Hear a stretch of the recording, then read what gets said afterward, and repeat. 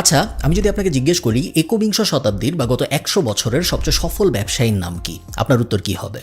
আমি বলি, আপনার উত্তরের মধ্যে জেফ বেজোস থাকবে। কোনো কিছু ছাড়া একদম জিরো থেকে শুরু করে মাত্র 25 বছরের মধ্যে অ্যামাজনকে কোথা থেকে কোথায় নিয়ে আসছে, ওর নাম না থাকার আসলে কোনো কারণ নাই। আপনার লিস্টে হয়তো ইলন মাস্কের নাম থাকবে, মোটামুটি শূন্য থেকে শুরু করে, যদিও টেসলা আরেকজনের কাছে কিনছে, বাট শূন্যর মতোই ছিল যখন ও কিনছে। $3 বিলিয়ন কোম্পানি দাঁড় করানো কিন্তু একদমই চারটিখানি কথা না। আপনার মাথায় এমন কিছু নামও আসবে যাদের নাম আমরা এখন আর অত শুনি না, বাট এরা যদি না থাকতো তাহলে আমরা আজকের জেফ বেজোস বা আজকের ইলন মাস্ককে পেতাম না। যেমন ধরেন বিল গেটস ফর এক্সাম্পল, যে উইন্ডোজ অপারেটিং সিস্টেমের জনক, এবং উইন্ডোজ অপারেটিং সিস্টেম বা জেনারেলি স্পিকিং কম্পিউটার যদি না থাকতো তাহলে আজকে এই দুনিয়ায় কিছুই হইতো নাকি, এটা নিয়ে সন্দেহ থাকতে পারে। হাউএভার, আপনি যদি আমাকে জিজ্ঞেস করেন, আমি এটা মনে প্রাণে বিশ্বাস করি যে পৃথিবীর বর্তমানে সবচেয়ে সফল সিইও এবং গত 100 বছরের সবচেয়ে সফল ফাউন্ডারদের একজন হলো মার্ক জাকারবার্গ। অনেক সফল ফাউন্ডারদের একজন না বলে আমি এটাও বলতে পারি যে আমার মতে সে অ্যাকচুয়ালি সবচেয়ে সফল ফাউন্ডার এবং সবচেয়ে বড় ব্যবসায়ী গত 100 বছরের। দেখেন, আমরা ফেসবুককে যতই গালি দেই, আমরা ইনস্টাগ্রামকে যতই গালি দেই, মাত্র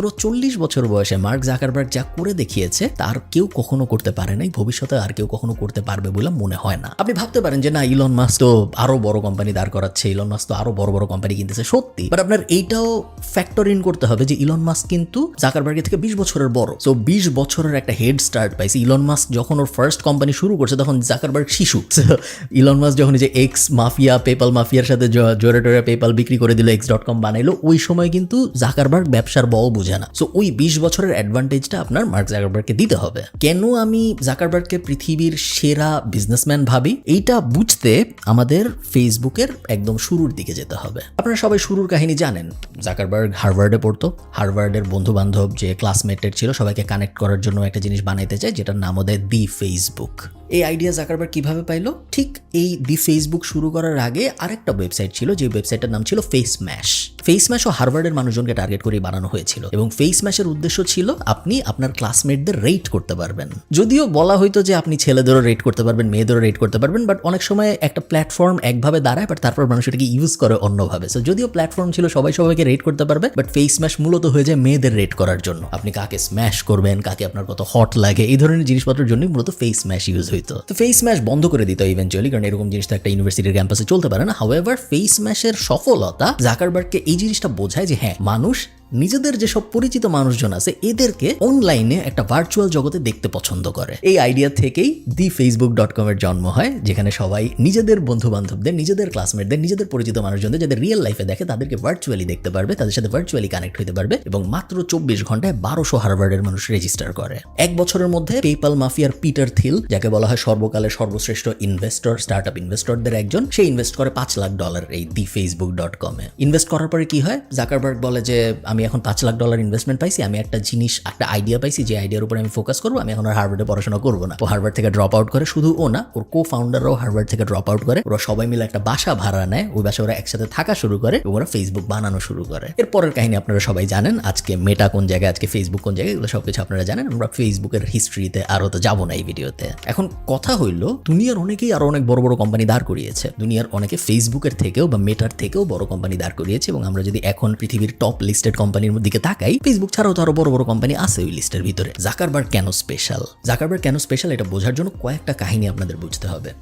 সময়টা 2012 সাল। 2012 সালে ফেসবুক দাপায় বেড়াচ্ছে, কোনো কম্পিটিশন নাই, মাইস্পেস টাইস্পেস সব বাদ, গুগল প্লাস বলে একটা জিনিস আসতেছে, গুগল প্লাসের কেউ কোনো দাম দিচ্ছে না, গুগল যে একটা সোশ্যাল মিডিয়া বানাইতে পারবে কেউ মনেও করে না। বেসিক্যালি মনোপলিস্টিক একটা মার্কেট, কোনো কম্পিটিশন নাই। ফেসবুক প্রত্যেক দিন মিলিয়ন মিলিয়ন নতুন ইউজার অ্যাচিভমেন্ট ক্রস করতেছে, নতুন নতুন রেকর্ড করতেছে, সবাই হ্যাপি, বাট জাকারবার্গ হ্যাপি না। 2012 সালে জাকারবার্গের চোখ যায় একটা খুব ছোট্ট অ্যাপের দিকে। এই অ্যাপ দিয়ে মানুষ ছবি শেয়ার করতো। এই অ্যাপের কোনো রেভিনিউ ছিল না, এই অ্যাপের কোনো ইনকাম হইতো না। কয়েকজন বন্ধু মিলা বানাইছিল এই অ্যাপটা, এবং এই অ্যাপের উদ্দেশ্য ছিল আমরা কিছু ছবি তুলবো, এরপরে ছবির মধ্যে একটা ফিল্টার লাগাবো, এবং তারপর ওই ছবিটা আমাদের বন্ধুদের সাথে শেয়ার করার জন্য পাবলিশ করে দিব। জাকারবার্গ আউট অফ নোওয়্যার বলে আমি এই অ্যাপ কিনতে চাই। আপনার এটা যে কত আউটরেজাস একটা ব্যাপার, এটা বোঝার জন্য আপনার একটু ওই সময়টা বুঝতে হবে। এটা 2012 সালের কথা আমি বলতেছি। মানুষ ওই সময়ে মোবাইলে ফেসবুকও চালাইতো না, তখন মাত্র স্মার্টফোন আসবে করতেছে, একটা দুইটা আসছে, স্মার্টফোন এখনো যায় নাই মানুষ, তখনও স্মার্ট অ্যাপ আসেনি। এই যে অ্যাপ চাপ দিব আমি, তারপর একটা জিনিস লোড হবে এবং অ্যাপের ভিতরেই সবকিছু হবে, বেশিরভাগ মানুষ মোবাইলেই সবকিছু ব্রাউজ করবে, ওটা ছিল না। মানুষ তখন ফেসবুক চালাইতো ল্যাপটপে, মানুষ যখন ফেসবুক চালাইতো সাইবার ক্যাফেতে যায়, মানুষ যখন ফেসবুক চালাইতো ডেস্কটপে, ইন্টারনেটও খুব একটা সহজলভ্য ছিল না। বাংলাদেশের কথা বলতেছি তা না, পুরো দুনিয়ার অবস্থা এরকম ছিল। হাউএভার ওই সময় জাকারবার্গ বলে আমি এই অ্যাপ কিনতে চাই। শুধু যে কিনতে চাই তা না, ও $1 বিলিয়ন দিতে রাজি হয় এই অ্যাপের জন্য, যেটা ভয়ঙ্কর আউটরেজাস একটা ব্যাপার ছিল। এবং তখনকার সময় পর্যন্ত একটা অ্যাপ কেনার জন্য, যে অ্যাপের কোনো ইনকামও নাই, যে অ্যাপ চালাইতে স্মার্টফোন লাগে, যে অ্যাপ চালাইতে মোবাইল লাগে, যে মোবাইলও বেশিরভাগ মানুষের কাছে নেই, যে স্মার্টফোনও বেশিরভাগ মানুষের কাছে নেই, ওইরকম একটা জিনিস $1 বিলিয়ন দিয়ে কেউ কিনবে, পুরোপুরি পাগলের প্রলাপ ছিল এটা ওই সময়। ইনস্টাগ্রামের ফাউন্ডারদের জাকারবার্গ ওর বাসায় ডাকে, একটা উইকেন্ডে ডিনার হয় এবং ডিনারের হইতেই ওরা এগ্রিমেন্ট বানায়, এগ্রিমেন্টটা সাইন করে এবং ওই শনিবার এবং রবিবারের মধ্যেই এটা ফাইনাল হয়ে যায়, সাইন টাইন হয়ে যায় যে হ্যাঁ ফেসবুক ইনস্টাগ্রামকে $1 বিলিয়ন দিয়ে কিনে নিচ্ছে। You've closed the Instagram acquisition. Why did you do it, and what are you going to do with it?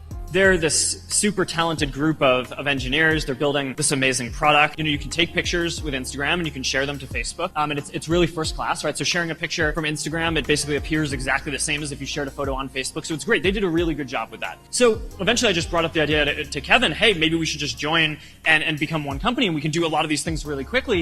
And then we decided to do it. So that's basically the game plan, is we're going to execute on the features that we decided. এখন এই জিনিস একবার হইলে আপনি বুঝতেন যে হ্যাঁ একবার হইছে, জাকারবার্গ মেবি লাকি, বাট ব্যাপারটা কিন্তু একবার হইছে এরকম না। 2014 সালে আবার সিমিলার একটা কাহিনী হয়।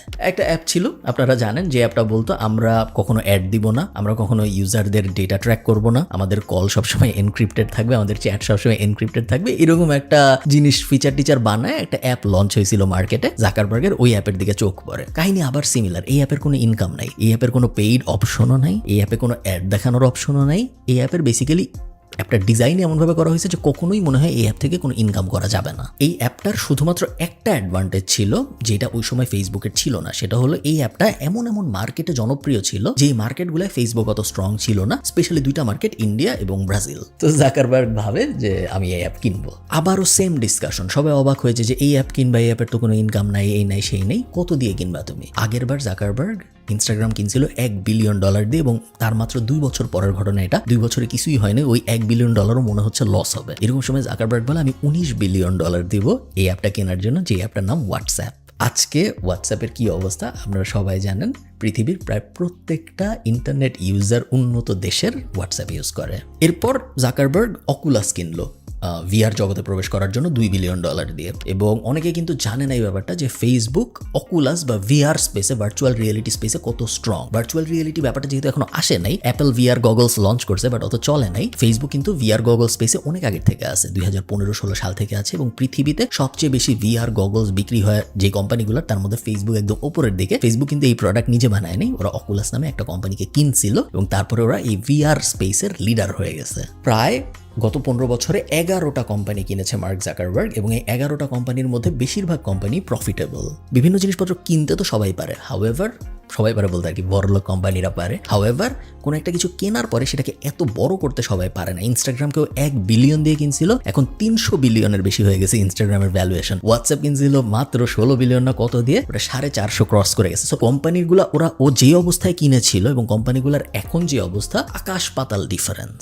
মূলত জাকারবার্গ চেয়েছিল যে আপনি যদি অনলাইনে আরেকজনের সাথে কমিউনিকেট করতে চান, যে কোনো ধরনের কমিউনিকেশন হতে পারে, আপনি ছবি পাঠাবেন, আপনি কারো ছবি দেখবেন, আপনি ভিডিও পাঠাবেন, আপনি কারো ভিডিও দেখবেন, আপনি কাউকে কল দিবেন, আপনি জাস্ট কারো একজনের আপডেট পড়বেন, কারো জন্মদিন আসতেছে ওটা দেখবেন, বা কোনো একটা গ্রুপ বানাবেন। মূলত অনলাইনে দুইজন মানুষ পৃথিবীর যেখানে যে মানুষই থাকুক যদি কমিউনিকেট করতে চায়, জাকারবার্গ চেয়েছিল আমার কোনো একটা প্ল্যাটফর্ম দিয়ে এই জিনিসটা হবে। হইতে পারে ফেসবুক দিয়ে, হইতে পারে মেসেঞ্জার দিয়ে, হইতে পারে ইনস্টাগ্রাম দিয়ে, হইতে পারে হোয়াটসঅ্যাপ দিয়ে, হইতে পারে অকুলাস দিয়ে, হইতে পারে ভার্চুয়াল রিয়েলিটি ওয়ার্ল্ডে এখন ওরা গ্লাস দিয়ে যেসব জিনিসপত্র করতেছে, চশমা দিয়ে, ওইসব দিয়ে। মূলত আমার প্ল্যাটফর্মের ভিতর দিয়ে সবকিছু হবে, বাইরের কোথাও দিয়ে কোনো কিছু হবে না। এবং এই গোলে অ্যাচিভ করতে পারছে জাকারবার্গ। অ্যাকচুয়ালি পৃথিবীতে এখন যত কমিউনিকেশন হয় তার 90% ইমেইল বাদ দিলে বাকি সবকিছুই হয় মার্ক জাকারবার্গের কোনো না কোনো একটা প্ল্যাটফর্ম দিয়ে। আপনি একটা জিনিস খেয়াল করেন, 2004-এ শুরু হয়েছিল ফেসবুক। এখন আমি যখন ভিডিও রেকর্ড করছি তখন 2024 সালের শেষ প্রায়, তো 2025 সাল চলে আসতেছে। 2004 থেকে 2024 20 বছর, 2025 আসলে 21 বছর হবে। এত বড় সময়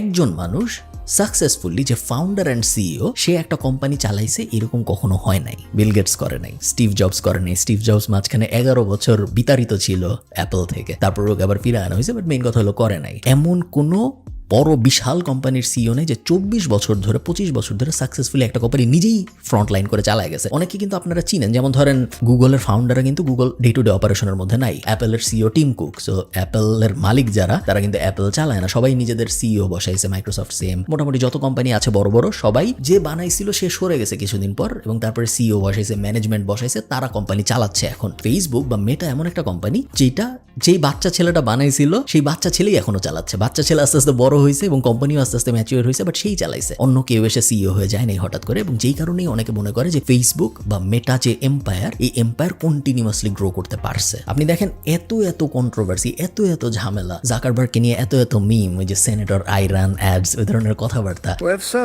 how do you sustain a business model in which users don't pay for your service? Senator, we run ads.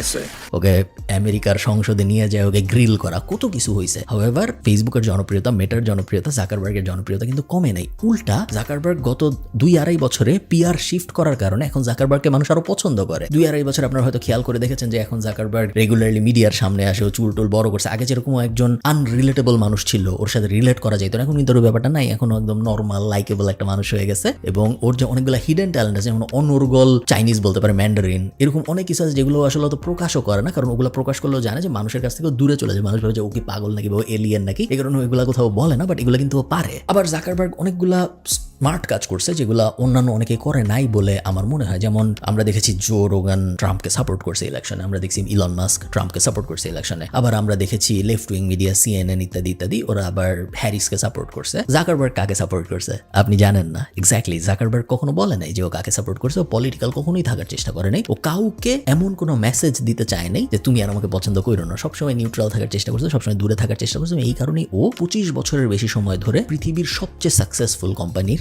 একটাকে চালাইতে পারতেছে।